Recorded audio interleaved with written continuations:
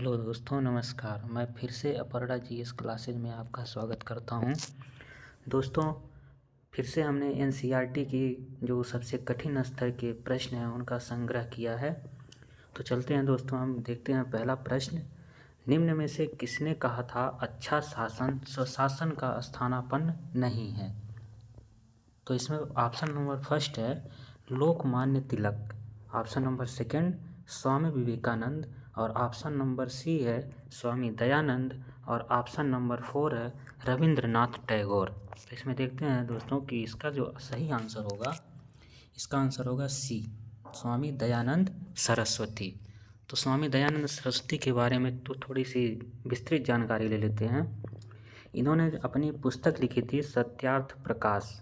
सत्यार्थ प्रकाश में इन्होंने कहा था कि बुरे से बुरा देशी राज्य जो है वो अच्छे से अच्छा विदेशी राज्य से अच्छा है, अर्थात अच्छा जो शासन है वह स्वशासन का स्थानापन्न नहीं है। और स्वामी विवेकानंद के बारे में एनी बेसेंट ने कहा था कि दयानंद सरस्वती ने ही सर्वप्रथम भारत भारतवासियों के लिए है इसका नारा दिया था। तो दोस्तों, इसी क्रम में हम आगे चलते हैं प्रश्न नंबर 2 पर। अमेरिकी पत्रकार जो महात्मा गांधी के भारत छोड़ो आंदोलन के दौरान उनके साथ था का नाम था? मतलब जो अमेरिकी पत्रकार वह कौन से हैं जो महात्मा गांधी के साथ भारत छोड़ो आंदोलन के समय उनके साथ हमेशा थे? तो इसका सही आंसर हो जाएगा, पहला ऑप्शन देखते हैं लुई फिशर, दूसरा देखते हैं विलियम एल सीवेर, और तीसरा ऑप्शन है वेब मिलर, और चौथा ऑप्शन है नेगली फार्सन। तो इसका सही आंसर हो जाएगा दोस्तों लुई फिशर, ऑप्शन नंबर ए लुई फिशर। तीसरे पर चलते हैं, प्रश्न नंबर 3। भारत छोड़ो आंदोलन के समय निम्नलिखित में से किसने कांग्रेस रेडियो का प्रसारण किया था? तो इसमें देखते हैं option number first Aruna Asaf Ali, option number second Jayaprakash Narayan, और ऑप्शन नंबर सी है उषा मेहता, और चौथा है उपर्युक्त में से कोई नहीं। तो इसका सही आंसर हो जाएगा दोस्तों सी, ऑप्शन नंबर उषा मेहता। उषा मेहता, इनके बारे में थोड़ी सी जानकारी लेते हैं। इन्होंने भारत छोड़ो आंदोलन के दौरान 14 अगस्त 1942 को खुफिया कांग्रेस रेडियो का प्रारंभ किया था, और जिसके सहयोगी थे डॉक्टर राम मनोहर लोहिया भी इनके सहयोगी थे उस समय। चलते हैं नेक्स्ट क्वेश्चन पर, क्वेश्चन नंबर 4। 14 जुलाई 1942 को कांग्रेस कार्य समिति द्वारा भारत छोड़ो आंदोलन का प्रस्ताव कहाँ पारित किया गया? तो इसका ऑप्शन देखते हैं Mumbai, second option B Wardha, C Lucknow, और डी त्रिपुरा। तो इसका सही आंसर हो जाएगा दोस्तों option number B Wardha, option number B Wardha. तो इसके बारे में थोड़ी सी जानकारी लेते हैं। 14 जुलाई 1942 को कांग्रेस कार्य समिति की बैठक वर्धा में ही संपन्न हुई थी। यहीं पर कार्य समिति द्वारा अंग्रेज़ों भारत छोड़ो का प्रस्ताव पारित किया गया था। वर्धा में ही जो कार्य समिति बनाई गई थी उसके द्वारा एक नारा दिया गया था, एक प्रस्ताव पारित किया गया था, अंग्रेज़ों भारत छोड़ो। तो नेक्स्ट क्वेश्चन पर चलते हैं, क्वेश्चन नंबर 5। निम्नलिखित में से किसने गांधी जी के आंदोलनों को राजनैतिक फिरौती कहा? क्वेश्चन नंबर 5 देखते हैं। इसमें ऑप्शन नंबर है Lord Chelmsford, B Lord Wavell, C Lord Linlithgow, और डी है लॉर्ड मॉन्टेग्यू। तो इसका सही आंसर होगा दोस्तों option number C Lord Linlithgow. तो इसके बारे में जानते हैं। भारत छोड़ो आंदोलन इसी के कार्यकाल में चलाया गया था गांधी जी के द्वारा, लॉर्ड लिनलिथगो के कार्यकाल में। जब कांग्रेस ने गांधी जी के प्रस्ताव को स्वीकार नहीं किया, गांधी जी ने कांग्रेस के सामने कुछ अपना प्रस्ताव रखा और कांग्रेस द्वारा इनके प्रस्ताव को ठुकरा दिए जाने पर गांधी जी क्रोधित हुए और उन्होंने उसी में इनको चैलेंज दे दिया, चुनौती दे दिया, और चुनौती देते हुए कहा इन्होंने कि मैं देश की बालू से ही कांग्रेस से बड़ा आंदोलन खड़ा कर दूंगा। तो नेक्स्ट क्वेश्चन पर चलते हैं दोस्तों। इसके बाद प्रश्न नंबर 6। भारत छोड़ो आंदोलन का नेतृत्व किसने किया था? तो भारत छोड़ो आंदोलन का नेतृत्व देखेंगे इसमें डॉक्टर भीमराव अंबेडकर ने, जवाहरलाल नेहरू ने, महात्मा गांधी ने या वल्लभ भाई पटेल ने? तो इसका सही ऑप्शन हो जाएगा महात्मा गांधी ने। सही ऑप्शन हो जाएगा महात्मा गांधी ने।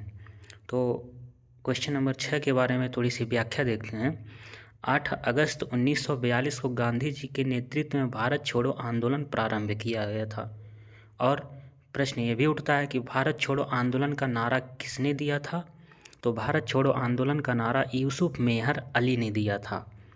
भारत छोड़ो आंदोलन को एक नाम से और जाना जाता है, जो स्वतः स्फूर्त आंदोलन भी इसे कहा जाता है। भारत छोड़ो आंदोलन को स्वतः स्फूर्त आंदोलन भी कहा जाता है। नेक्स्ट क्वेश्चन, क्वेश्चन नंबर 7, निम्नलिखित में से किस गोलमेज सम्मेलन में भारतीय राष्ट्रीय कांग्रेस के प्रतिनिधि के रूप में गांधी जी ने प्रथम बार भाग लिया था? तो प्रथम गोलमेज सम्मेलन, द्वितीय गोलमेज सम्मेलन, तृतीय गोलमेज सम्मेलन या चौथा उपरोक्त में से कोई नहीं। तो इसका सही आंसर हो जाएगा द्वितीय गोलमेज सम्मेलन, ऑप्शन नंबर बी। अब इसके बारे में भी जान लेते हैं। जो द्वितीय गोलमेज सम्मेलन था, इसमें कुल 21 लोगों ने भाग लिया था, 21। यह सम्मेलन लंदन में हुआ था और इसका डेट है 17 सितंबर 1931 से 7 दिसंबर 1931 तक चला था ये। और इसकी असफलता के बाद इसी में गांधी जी ने प्रथम बार कांग्रेस की तरफ से इकलौते इसमें हिस्सा लेने वाले भारतीय थे।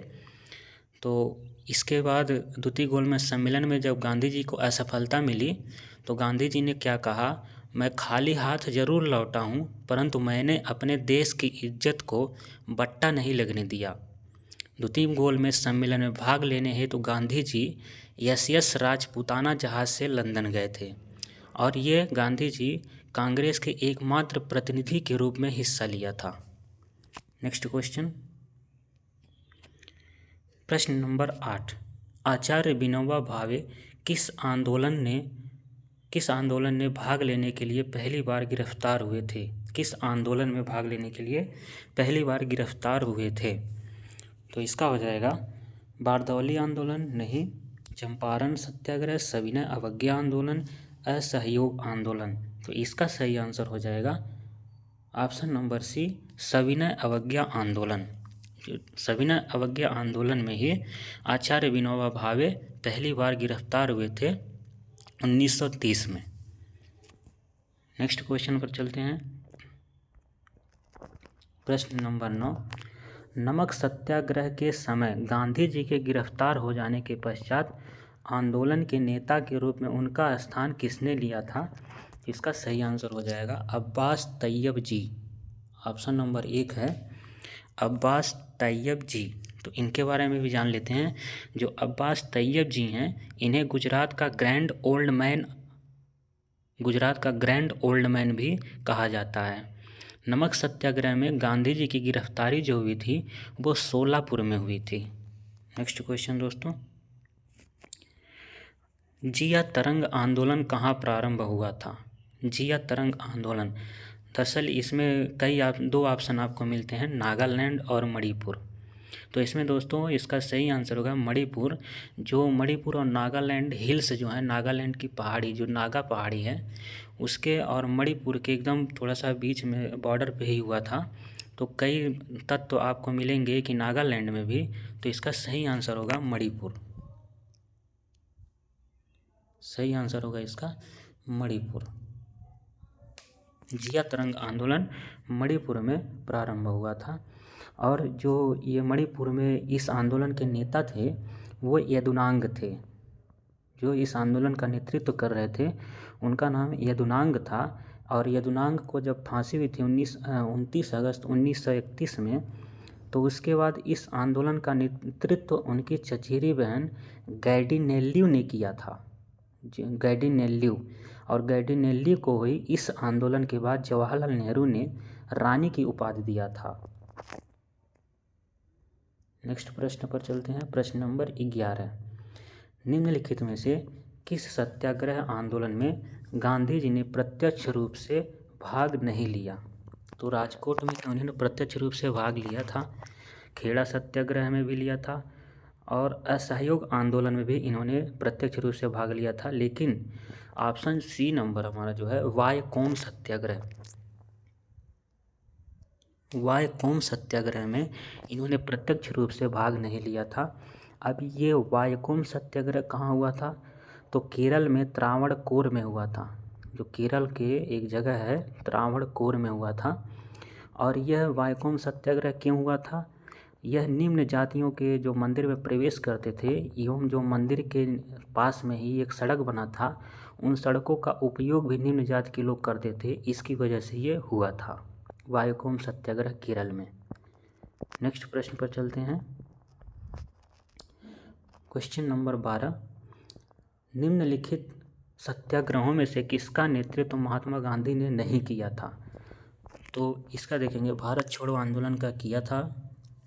दोस्तों ऑप्शन नंबर बी हमारा है बारदौली सत्याग्रह, जिसका नेतृत्व सरदार वल्लभ भाई पटेल ने किया था। प्रश्न number next 13 number, Varendra Kumar Ghosh के क्रियाकलापों ने एक गुप्त क्रांतिकारी संगठन को बंगाल में जन्म दिया। अब वो कौन सा गुप्त क्रांतिकारी संगठन था? तो इसका सही आंसर होगा ए ऑप्शन, अनुशीलन समिति। अनुशीलन समिति। अब इसके बारे में जान लेते हैं। जो बंगाल में क्रांतिकारी आंदोलन की शुरुआत हुई थी, बंगाल की ही बात हो रही है, जो बंगाल में क्रांतिकारी आंदोलन की शुरुआत हुई थी वह भद्रलोक समाज ने ही की थी। नेक्स्ट चलते हैं दोस्तों। प्रश्न नंबर 14, स्वतंत्रता आंदोलन की क्रांतिकारी आतंकवादियों का पहला महत्वपूर्ण साहसिक कार्य बर्रा डकैती का स्थान कहाँ था? तो दोस्तों बर्रा डकैती के बारे में जानते हैं। जो बर्रा डकैती था वो धन की व्यवस्था के लिए, उस समय धन की प्रॉब्लम थी उस आंदोलन के लिए, तो धन की व्यवस्था के लिए 1908 में इसका जो अंजाम दिया था वो पुलिन बिहारी दास ने दिया था। जो बर्रा डकैती का अंजाम देने वाले पुलिन बिहारी दास जी थे, जिन्होंने ढाका अनुशीलन समिति नामक क्रांतिकारी संगठन की भी स्थापना की थी। अगर पूछा जाए आपसे कि ढाका अनुशीलन समिति क्रांतिकारी संगठन की स्थापना किसने किया था, तो पुलिन बिहारी दास ने किया था। तो इसका सही आंसर होगा पूर्वी बंगाल, ऑप्शन नंबर सी, पूर्वी बंगाल, ऑप्शन नंबर सी। प्रश्न नंबर 15, लाहौर षड्यंत्र कांड में निम्नलिखित में से किस क्रांतिकारी को फांसी नहीं हुई थी? तो इसका सही आंसर हो जाएगा Batukeshwar Dutt, option number A, Batukeshwar Dutt. Batukeshwar Dutt को फांसी की सज़ा नहीं हुई थी, इनको काला पानी की सज़ा देकर सेलुलर जेल अंडमान में भेज दिया गया था। और बाकी सभी सुखदेव, सरदार भगत सिंह और राजगुरु को 23 मार्च 1931 को फांसी दे दी गई थी। नेक्स्ट प्रश्न पर चलते हैं। मुजफ्फरपुर में किंग्सफोर्ड की हत्या का प्रयास कब किया गया? तो इसका सही आंसर होगा 1908 में, ऑप्शन नंबर ए, 1908 में। तो इसमें थोड़ी सी जानकारी लेते हैं। 30 अप्रैल 1908 को किंग्सफोर्ड की गाड़ी पर प्रफुल्ल चाकी और खुदीराम बोस ने बम फेंका था।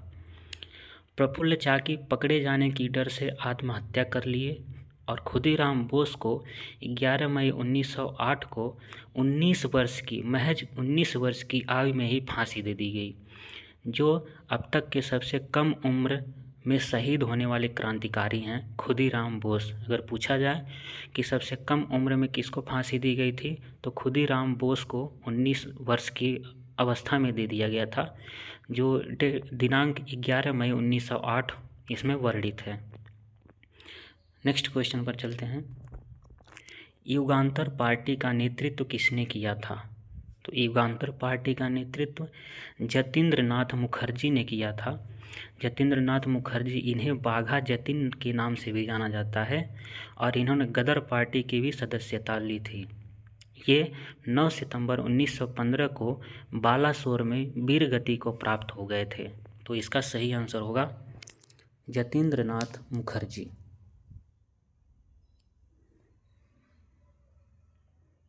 नेक्स्ट प्रश्न नंबर 18, किसने सचिंद्रनाथ सान्याल द्वारा स्थापित हिंदुस्तान रिपब्लिकन एसोसिएशन का नाम बदलकर हिंदुस्तान सोशलिस्ट रिपब्लिकन एसोसिएशन कर दिया था? तो इसका सही आंसर होगा चंद्रशेखर आज़ाद। यह पहले एचआरए के नाम से जाना जाता था। एचआरए जिसकी स्थापना सचिंद्रनाथ सान्याल ने किया था, इसको एसआरए करने का दायित्व तो चंद्रशेखर आज़ाद को जाता है, श्रेय चंद्रशेखर आज़ाद को जाता है। नेक्स्ट प्रश्न में चलते हैं। प्रश्न नंबर 19, कामागाटा मारू क्या था? एक राजनीतिक दल था, चीन का एक किसान जो साम्यवादी नेता था, या कनाडा की यात्रा पर निकला एक जलपोत था, या चीन का एक गांव जहां से माओ से तुंग ने अपना लॉन्ग मार्च आरंभ किया था? इसका सही आंसर हो जाएगा ऑप्शन नंबर सी, कनाडा की यात्रा पर निकला एक जलपोत था। कनाडा की यात्रा पर निकला एक जलपोत था ये। तो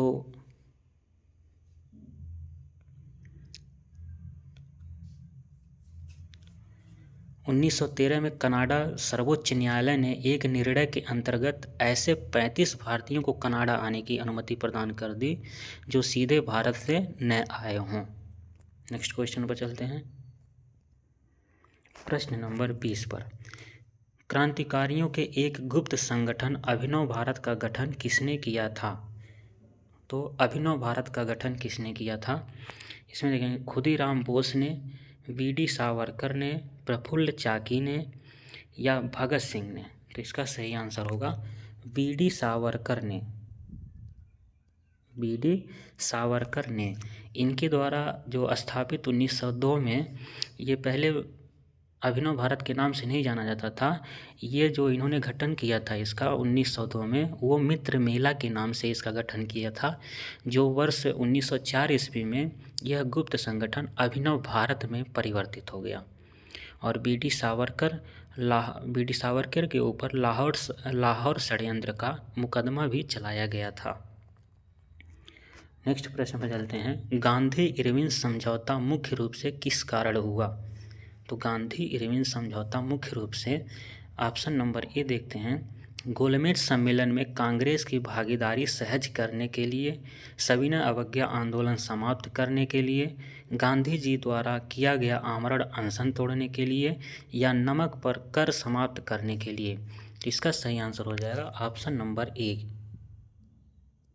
गोलमेज सम्मेलन में कांग्रेस की भागीदारी सहज करने के लिए। तो अब प्रश्न ये उठता है कि गांधी इरविन समझौता कब हुआ था? तो गांधी इरविन समझौता 5 मार्च 1931 को हुआ था, जिसे दिल्ली पैक्ट के नाम से भी जाना जाता है। नेक्स्ट क्वेश्चन पर चलते हैं। प्रश्न नंबर 22, पूर्ण स्वराज संकल्प को भारतीय राष्ट्रीय कांग्रेस के लाहौर अधिवेशन में किसने प्रस्तुत किया था? इसका हो जाएगा Jawaharlal Nehru. Jawaharlal Nehru, option number B. Jawaharlal Nehru ने पूर्ण स्वराज संकल्प को भारतीय राष्ट्रीय कांग्रेस के लाहौर अधिवेशन में प्रस्तुत किया था। चलते हैं अगले प्रश्न पर। प्रश्न नंबर 23, नेहरू रिपोर्ट किसने तैयार की थी? नेहरू रिपोर्ट किसने तैयार की थी? एम.एल. नेहरू मतलब मोतीलाल नेहरू ने, बी. जे.एल. नेहरू यानी कि जवाहरलाल नेहरू, सी. आर.के. नेहरू, और डी. बी.एल. नेहरू? तो इसका सही आंसर हो जाएगा 23 का मोतीलाल नेहरू यानी कि ऑप्शन नंबर ए। नेक्स्ट चलते हैं क्वेश्चन नंबर 24 पर। अखिल भारतीय खिलाफत सम्मेलन का अध्यक्ष किसको चुना गया था? तो महात्मा गांधी, मोहम्मद अली, मौलाना शौकत अली, मोतीलाल नेहरू? तो 24 का जो सही आंसर हो जाएगा वो हो जाएगा महात्मा गांधी। ऑप्शन नंबर ये महात्मा गांधी। तो इसमें अखिल भारतीय खिलाफत सम्मेलन का अध्यक्ष महात्मा गांधी को चुना गया था। इस आंदोलन को शुरू करने का जो श्रेय है वो अली बंधुओं को जाता है। अली बंधु कौन? मोहम्मद अली और मौलाना शौकत अली, ये दोनों अली बंधुओं के नाम से इन्हें जाना जाता है। चलते हैं नेक्स्ट क्वेश्चन, क्वेश्चन नंबर 25 पर। निम्नलिखित में से खिलाफत आंदोलन का परिणाम क्या था? खिलाफत आंदोलन का परिणाम क्या था? ऑप्शन नंबर ए, हिंदू मुस्लिम मतभेदों में कमी हुई। ऑप्शन नंबर बी, भाषा की समस्या तीव्र हुई। या ऑप्शन नंबर सी, हिंदू मुस्लिम दंगे बढ़े। या ऑप्शन नंबर डी, हिंदुओं को दबाया गया। तो इसका जो सही आंसर हो जाएगा वो पहला ए वाला सही हो जाएगा। हिंदू मुस्लिम मतभेदों में कमी हुई और इसी आंदोलन में ही महात्मा गांधी ने कहा कि यह जो आंदोलन है ये एकता का, हिंदू मुस्लिम एकता का एक सुनहरा अवसर माना जाता है। ठीक है दोस्तों, अब फिर मिलते हैं हम आपको अगले प्रश्न की कड़ी में। जो अगर आपको ये कंटेंट अच्छा लगा हो तो कमेंट में ज़रूर बताएं और इसे लाइक शेयर और सब्सक्राइब करना भी नहीं भूलें, क्योंकि अगर सब्सक्राइब नहीं करेंगे तो आप तक ये वीडियो पहुंचेगा ही नहीं। तब तक के लिए मिलते हैं अगले वीडियो में, तब तक के लिए नमस्कार।